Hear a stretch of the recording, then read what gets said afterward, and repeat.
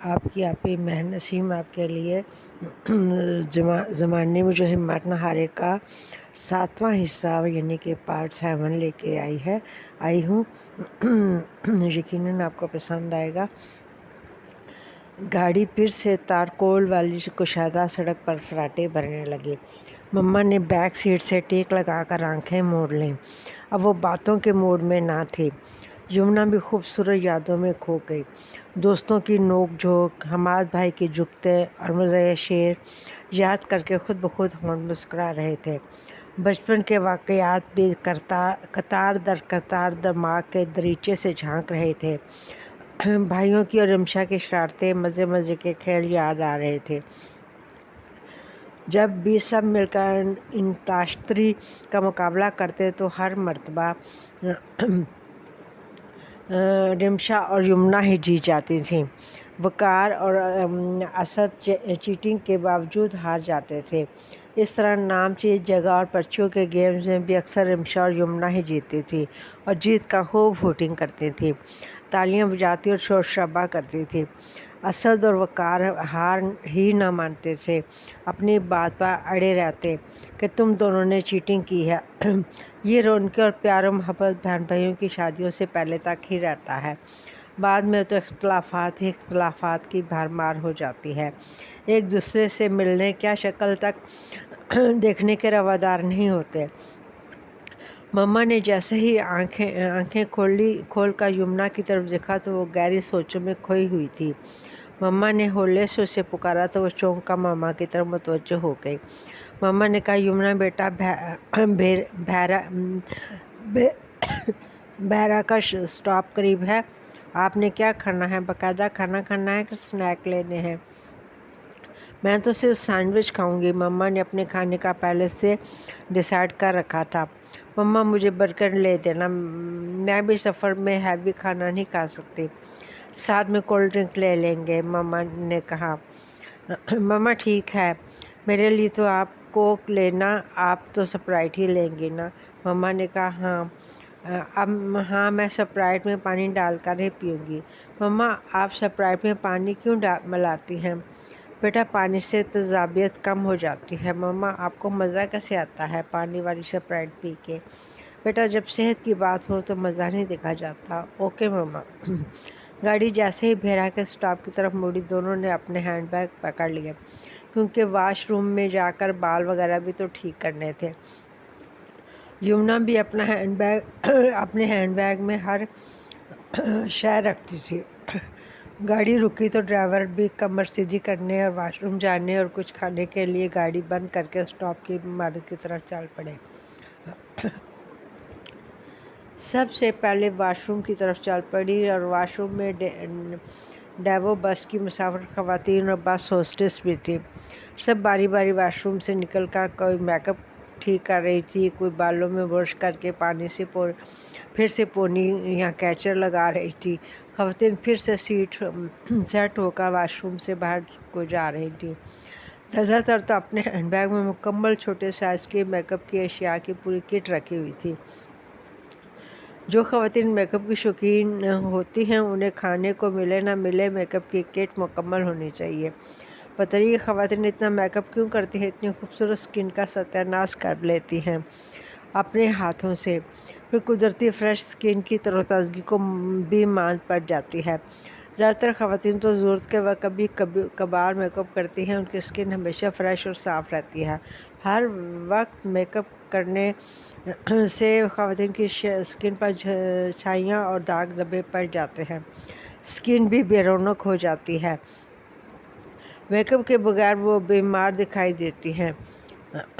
یہ بات بے تحاشا میک اپ کرنے والی خواتین سمجھتی ہی نہیں۔ قدرتی حسن اور فریش سکن میک اپ کے بغیر ہی بہتر رہ سکتی ہے۔ مصنوعی رنگ گورا کرنے والی کریمیں استعمال کر کے خواتین پہلے والی خوبصورتی بھی کھو دیتی ہیں۔ یہ رنگ گورا کرنے والی کریمیں اور میک اپ ظاہری چمک دمک تو دے دیتی ہیں، وقتی طور پر تو حسین بنا دیتی ہیں، مگر اپنی معصومیت فریشنس کھو دیتی ہیں۔ مما مصنوعی میک اپ زدہ چہرے دیکھ دیکھ کر اکتا چکی تھی۔ کسی بھی تقریب میں مما صرف کریم لگا لیتی اور ہلکی سی لپسٹک، یہی ان کا میک اپ ہوتا تھا۔ وہ دیڑھ عمر میں بھی وہ فریش اور خوبصورت لگتی تھی۔ اوپر سے بندے کی نیت بھی صاف ہو اور وہ ہر قسم کے بوجھ اور قدوروں سے پاک ہو تو خود بھی خوش رہے اور دوسروں کو بھی خوش رکھے تو زندگی کبھی مایوس اور ناامید اور پریشان نہیں ہوتا۔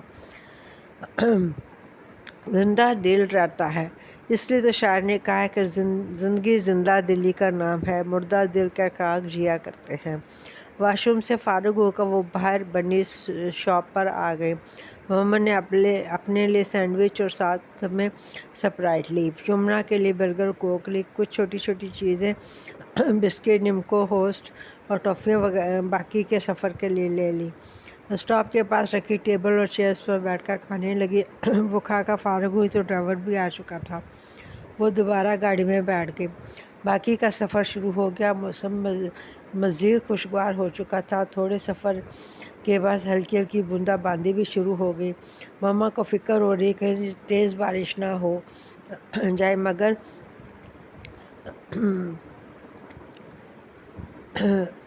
مگر یمنا خوش تھی، بارش اسے بہت پسند تھی، خاص طور پر سفر کے دوران کچھ ہی فاصلے پر پہاڑی سلسلہ شروع ہو گیا۔ مما نے جب یمنا کو بتایا کہ دور پہاڑوں پر بادل پہاڑوں کے اوپر ایسے جھکے ہوئے ہیں جیسے خوبصورت اور صبی چہرے پر سرمئی آنچل اپنا سایہ کرتا ہے، تو یمنا کا دل یہ سین دیکھنے کو بےتاب ہو گیا۔ اس لمحے اس کا ننھا سا دل مچل رہا تھا کہ کاش اس کی بے نور آنکھیں دیکھ سکتی یہ حسین نظارہ، مگر یہی تو بے بسی ہوتی ہے، وہ چاہنے کے باوجود یہ خوبصورت نظارے نہیں دیکھ سکتی تھی۔ وہ خاموشی سے بیٹھی نظاروں کو دل کی آنکھ سے دیکھتی رہی اور کر بھی کیا سکتی تھی۔ سارا راستہ اسی طرح کٹ گیا۔ جیسے ہی موٹر وے کا آخری ٹول پلازہ آیا تو یمنا اور مما مطمئن اور خوش ہو گئی اور خیر خیریت سے سفر اپنے اختتام کو تو پہنچا۔ راستے میں رمشا پاپا اور یمنا حفیظ کے فون بھی آئے، پوچھتے رہے کہ کہاں پہنچے ہیں، کب اسلام آباد پہنچیں گے وغیرہ وغیرہ۔ سفر کرتے وقت یہی اتنی فکر سفر کرنے والوں کو نہیں ہوتی جتنی گھر والوں اور جن کے پاس جا رہے ہوتے ہیں ان کو ہوتی ہے۔ بار بار ایسے پوچھتے ہیں پہنچ کے کہ جیسے گاڑی میں سفر نہیں کر رہے، اڑن کھٹولے پر اڑ کر آ رہے ہوں کہ پلک جھپکتے میں پہنچ جائیں گے۔ یمنا حفیظ کا فون آیا تھا، جیسے اسے پتہ چلا کہ وہ لوگ اسلام آباد میں پہنچ چکے ہیں تو وہ خوش ہو گئی اور بےتابی سے ان کے پہنچنے کا انتظار کر رہی تھی۔ جیسے ان کی گاڑی یمنا حفیظ کے نانا ابو کے بڑے سے گھر کے گیٹ کے اندر داخل ہوئی، یمنا حفیظ ایک لیڈی ہیلپر کے ساتھ گیٹ پر موجود تھی اور وہ مما اور یمنا شوکت سے ایسے گلے ملی جیسے برسوں بعد ملی ہو، کیونکہ پہلی بار یمنا شوکت اس کے کہنے پر اسلام آباد آئی تھی۔ یمنا شرجیل بھی پہنچ چکی تھی۔ اب تینوں ایک ہی کمرے میں بیٹھ گئیں، گپ شپ شروع کر دی، ساتھ ساتھ یمنا حفیظ کے نانا ابو کے سرونٹ انہیں سرو بھی کر رہے تھے۔ وہ سب سے پہلے یمنا حفیظ کے گھر والوں اور نانا نانی اور کزن سے بھی ملی تھیں۔ تینوں ایک ہی ڈبل بیڈ پر سکون کے ساتھ ٹیک لگا کر بیٹھ کر خوش گپیوں میں ایسے مصروف ہو گئے کہ وقت گزرنے کا احساس ہی نہ ہوا۔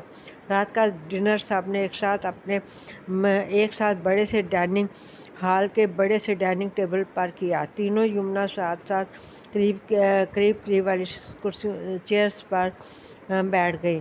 کھانے کے دوران بھی تعارف اور گپ شپ جاری رہی۔ مما کھانے کے بعد گیسٹ روم میں آرام کرنے چلی گئیں، مگر تینوں